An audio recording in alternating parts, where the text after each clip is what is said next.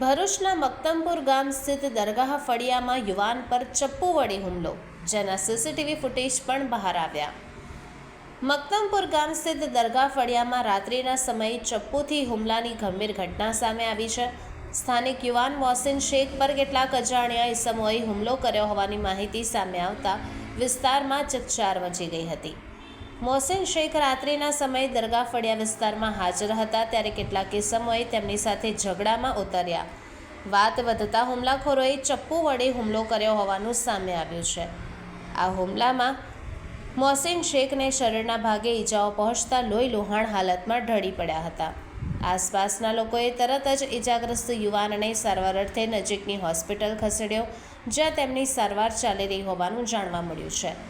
ઘટનાને લઈને વિસ્તારમાં ભય અને તણાવનો માહોલ સર્જાયો.